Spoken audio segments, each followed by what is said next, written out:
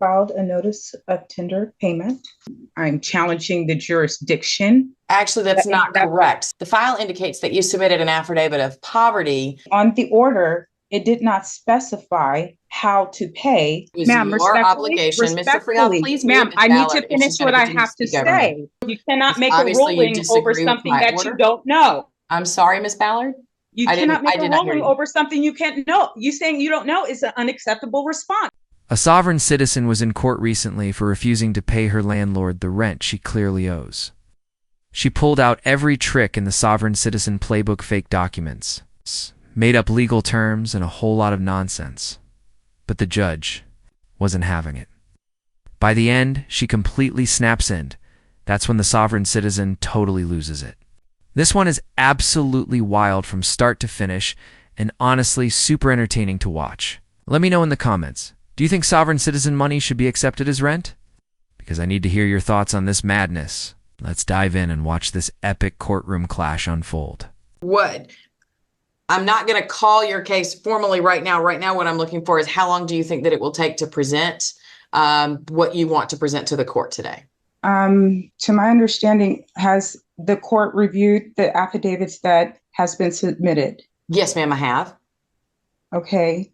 So what can I expect as far as procedure? How will this hearing go? Well, so typically what will happen, because you are the movant, you're the person who's seeking relief. So I would call on you to make any presentation that you would want to make. Sometimes people choose to do that. Some people don't choose to do that. But the idea is that if you wanted to explain to me what your position is in some shorter or different way from how you put it in the filings that you made, and then I would call on Ms. Akpati on behalf of her client to make a response. And then typically, because you're the movant, I would let you have the last word. And then sometimes I rule during the hearing. Sometimes I take it under advisement. It just depends on the circumstances. But if you wanted to make a presentation to outline verbally for me what you believe are the important issues, how long would that take? I'm not sure. To my understanding, with this hearing, I was under the understanding that the affidavits that have been presented are fully understood, and that based on what I have submitted, that there would be a proper decision and ruling. Okay, so I'm interpreting that, Ms. Ballard, as you wanting to rest on the materials that you've sent, and that's perfectly fine. Ms. Akpati, what presentation, if any, did you intend to make? I'm just trying to get a time idea of how long this might take. 5 minutes, Your Honor. Okay.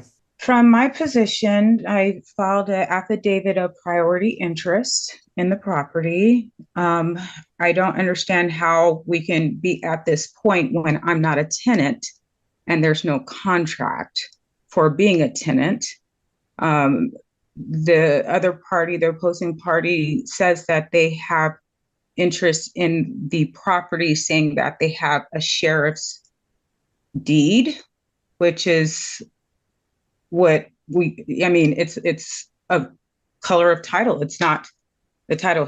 There's no position of equity with that sheriff's deed. So to my understanding, with there not being a contract, and I'm challenging the jurisdiction of this other entity, I'm requesting that this motion under the titles, under the Rule 60V, that, this is thrown out. It just, we don't have a contract. There's nothing to really argue here. So, it's clearly displayed and stated in the affidavits that I submitted. And bottom line, we don't have a contract. The other entity does not own this property. So let me get this straight. Your logic is that we're on free land. Because you're a sovereign citizen, you don't recognize any contracts from within the United States. Sounds like you just Googled how to avoid consequences and ran with the first Reddit thread you found. These people act like being born in America is some kind of personal offense. It's like, bro, You're literally standing in a courtroom built by the government, using roads paved by the government, and drinking water that guess what is filtered by the government? If I were the judge, I'd sentence her to exile. Seriously, ship her off to a place with no Wi-Fi and no mirrors, so she can finally stop talking to herself about being a free woman. Honestly, I think we should just give all sovereign citizens their own island. No laws, no taxes, no mailboxes, just chaos and coconuts. Let's see how long they last. Okay. I have priority interests and equity in this property. Okay. Thank you, Ms. Ballard. As I said, I have had a chance to review the magistrate court file and the appeal materials that you filed in this case.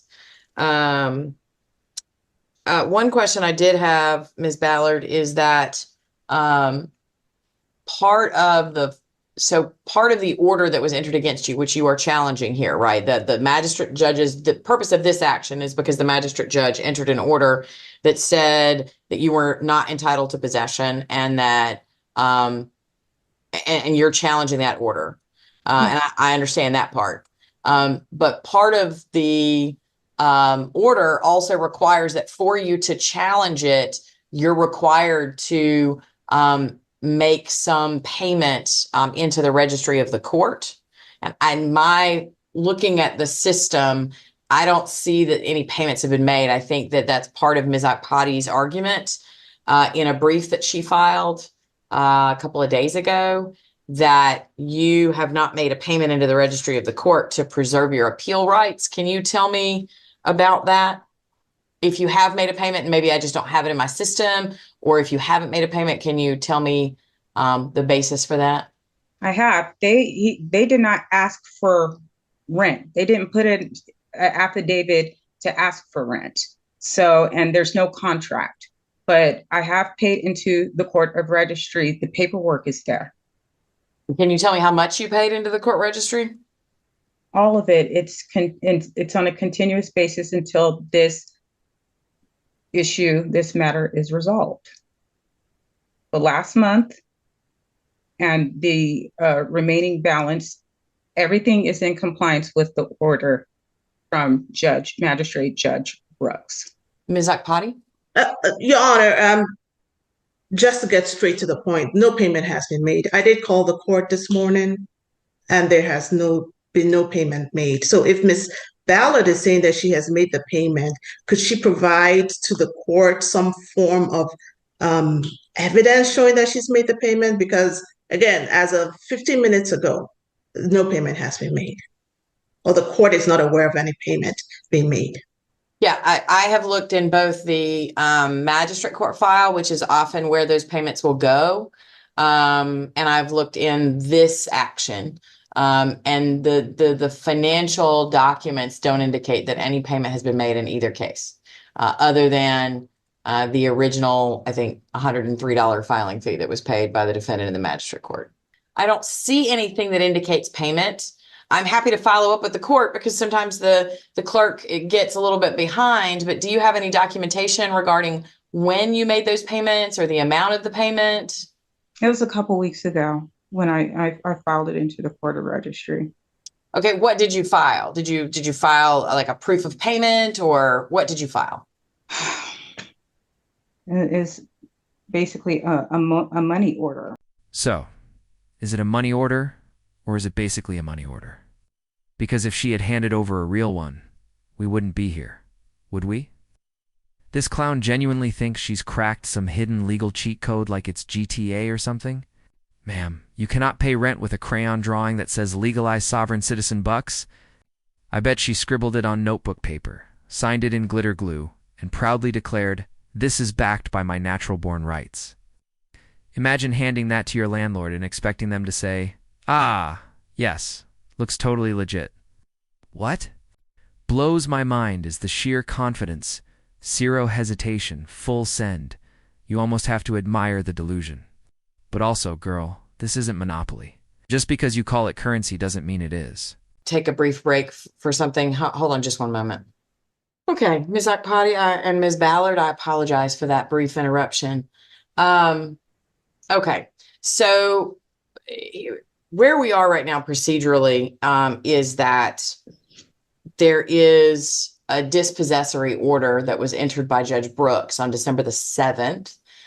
Respectfully, Ms. Ballard, I don't, if you can provide me with some documentation of the payment, I'm happy to pursue that with the clerk of court and find out if there is some issue with it being credited to the wrong file or something like that. But absent any such documentation, there's no evidence that the required payment has been made.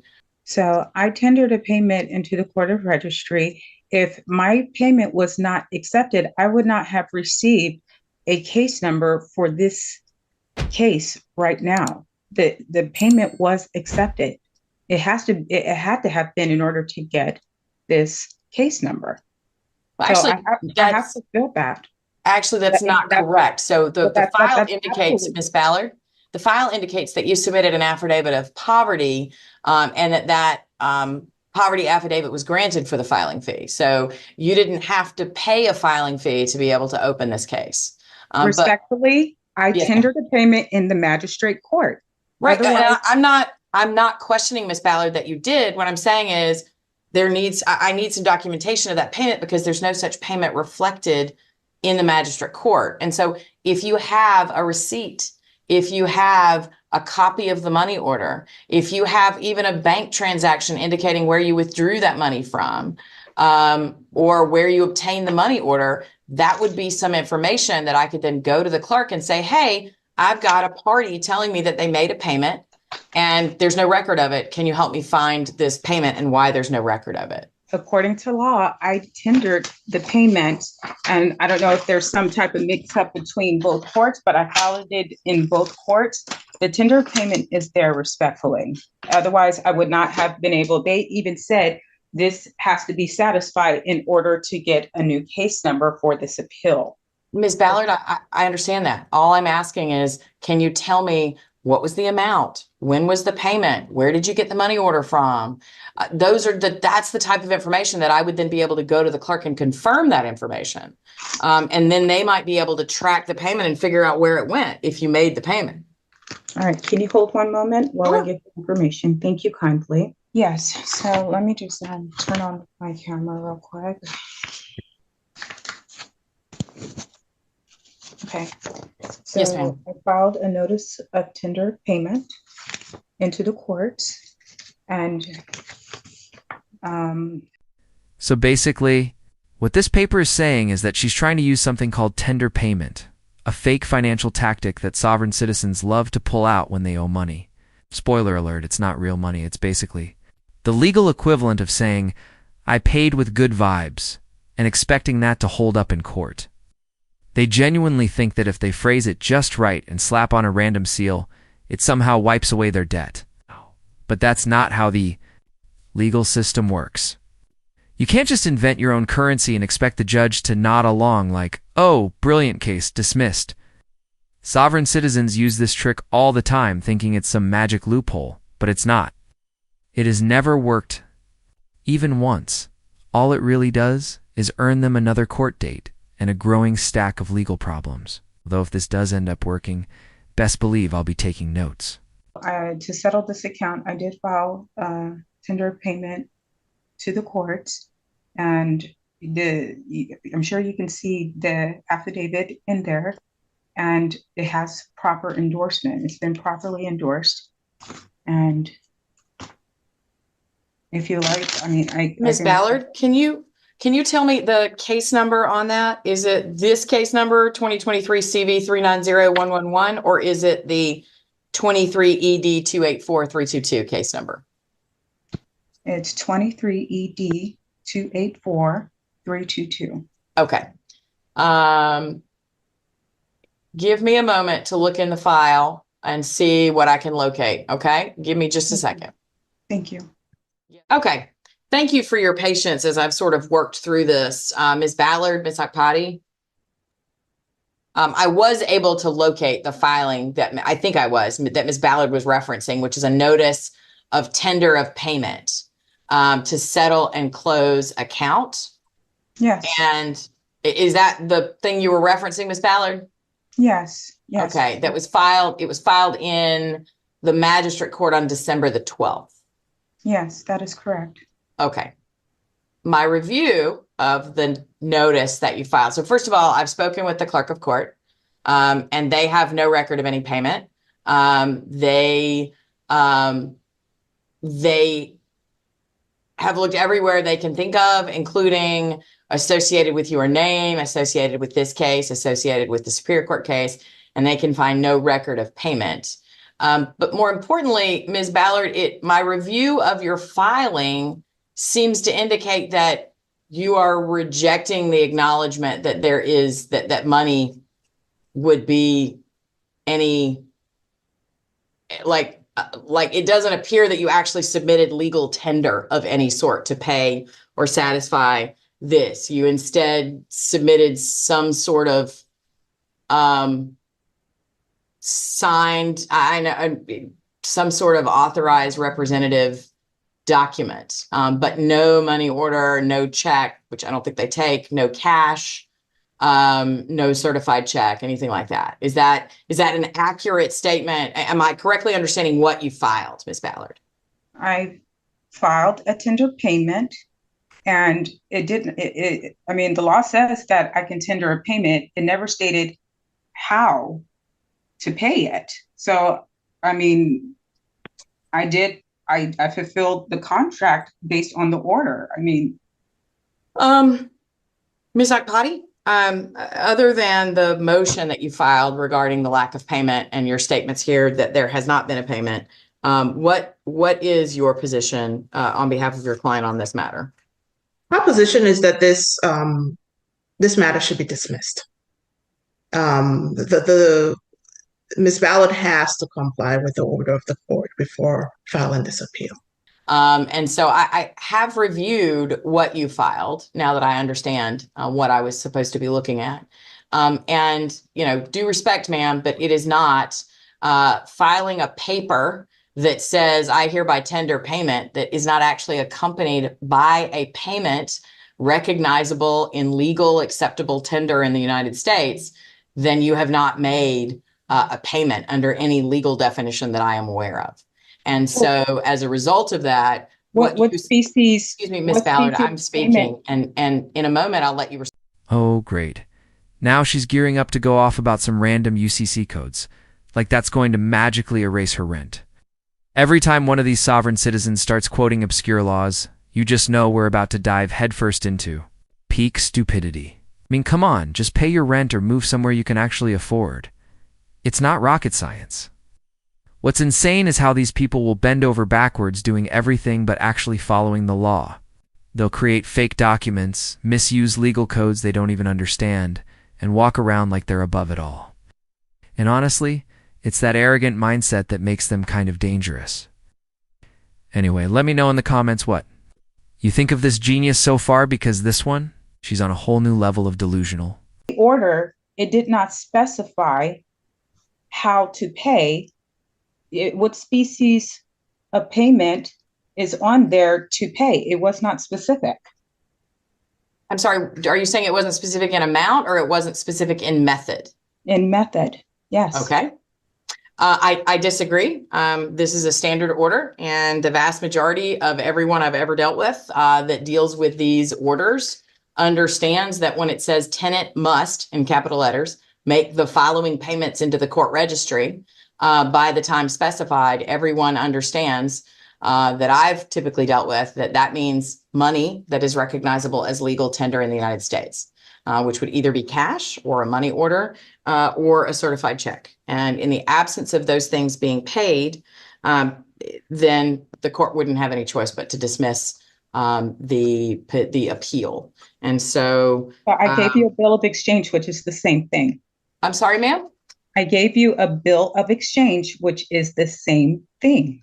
No, ma'am, it's not. A bill of exchange is not recognized as legal tender in the United States, and therefore it would not satisfy the requirement that tenant must make the following payment into the court registry. Will you be so kind to confirm under what law? For that reason, I am dismissing case number. I mean, ma'am, I object. I mean, it's there. Under what law does it say that it is not a legal payment, a legal tender? So, in all honesty, Respectfully. I don't know the answer. I could do some research and find the answer, but Ms. Ballard, it's your obligation as the movant to provide the information that the court requires in order to understand your case, to accept your case. And you have not provided me, more importantly, with any documentation or a legal citation that would provide me with some sort of basis to accept your providing me with this note of exchange as legal tender. As I said, my understanding of the law is that a note of exchange is not legal tender recognized in the United States, and therefore it does not constitute a payment. You have not provided me an answer, but under what law? Yes, ma'am, I did. The answer I gave you was that it was your obligation. Mr. Freehoff, please mute Ms. Ma'am, I need to Ballard if finish she's going what to I continue to have to speak over me. say. Mr. Freehoff, please mute Ms. Ballard if she's going to continue to speak over me. Thank you. Ms. Ballard, you've been muted because you continue to speak over me, which is disrespectful to the court. I'm not trying to be respectful. You're Ms. Ballard, me and not properly. You are continuing to speak, and Ms. Ballard, stop. I understand that you do not like the outcome. I understand that you believe that that legal tender or notice of exchange that you gave me should count, but it does not.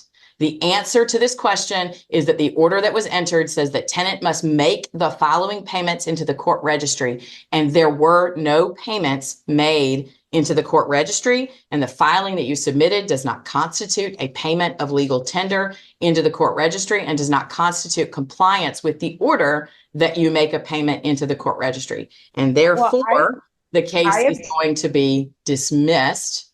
Case number 2023 CV 390111 will be dismissed for lack of payment. Anything else that the parties need? Ms. Ballard, you may pursue whatever appellate rights you wish to pursue. You cannot make a ruling over something that you don't know. I'm sorry, Ms. Ballard. You cannot make a ruling over something you can't know. You saying you don't know is an unacceptable response, respectfully.